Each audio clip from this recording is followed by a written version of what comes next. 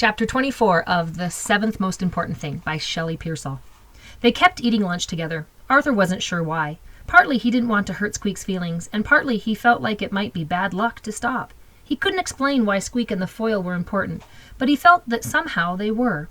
If nothing else, Squeak's lunches saved him a lot of work on Saturdays. He didn't have to scrounge around in people's garbage cans looking for foil anymore.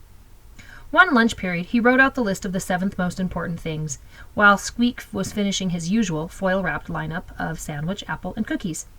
If anybody could figure out what Mr. Hampton's list meant, Arthur thought, it would be Squeak, who was abnormally smart about everything. He took courses like Algebra 1 and Chemistry that Arthur didn't even know 7th graders could take. "Here, I've got something for you to look at," Arthur said, passing the sheet of notebook paper across the table. "What do you think the things on this list mean?" Squeak straightened his glasses and studied the page. "You mean, what do they have in common?" "Sure, yeah." "Do you want to know the spelling error you made too?" Arthur scowled. "No." "Okay, just asking," Squeak answered quickly. "I wasn't sure if it was an assignment for class or not." He tilted his head from side to side and to the other, looking at the list silently, then turned the paper upside down and then right side up again. "Is this a trick question?" he asked finally. "No." Squeak chewed on his lip and squinted at the paper. "I can see only a couple of things they have in common. First, from a scientific standpoint, they're all solids." Arthur gave a sarcastic snort. "So are your cookies and this table." He glanced toward the administrators standing nearby. "And Vice's brain." "You didn't ask me about Vice's brain," Squeak retorted. "You asked me about your list." After looking at the paper for a long time again, he continued. "Okay, this one is kind of vague. Cardboard boxes, coffee cans, bottles, foil, they all hold things. Mirrors? Your reflection." "Oh, yeah," said Arthur, thinking that was kind of a stretch. "Third, everything except cardboard and wood is shiny or reflective." Great. Squeak was one of the smartest kids in the school, and that's the best he could come up with. He was collecting shiny solid stuff that held things. So what? "What's the list from?" Squeak asked curiously. Arthur took one of Squeak's vanilla cream cookies because he never ate all of them. "They're from my probation." Squeak looked confused. "Foil and cardboard are your probation?"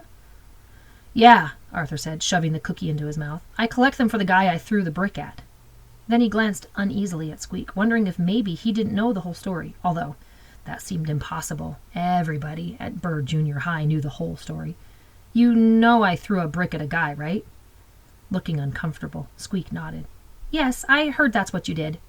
"Well," Arthur continued, "he was a homeless guy who used to go around my neighborhood collecting junk. Everybody called him the junk man.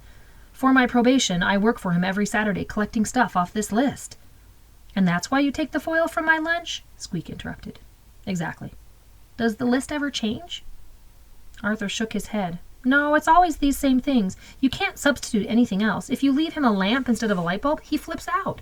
He collects wings, too," he added, thinking of his dad's hat, "and I used to see him picking up wine bottles and other junk when I was a kid." Squeak tilted his head, studying the list again. "Is it possible he uses them for building or making something or inventing something?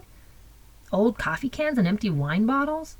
"I don't know." Squeak folded up the list and passed it back to Arthur. "Of course, there's always the possibility he could be an enigma," he added.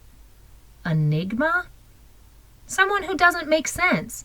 Maybe you are collecting an enigmatic list for an enigmatic person," Squeak replied in this superior tone that really ticked Arthur off sometimes. So the kid was a genius. Who cared? He was about to tell Squeak to stop being a jerk when the bell rang. "I'll keep thinking," Squeak said as he scooped up his lunch garbage. "Maybe I'll come up with something." "Don't bother," Arthur called over his shoulder as he took off.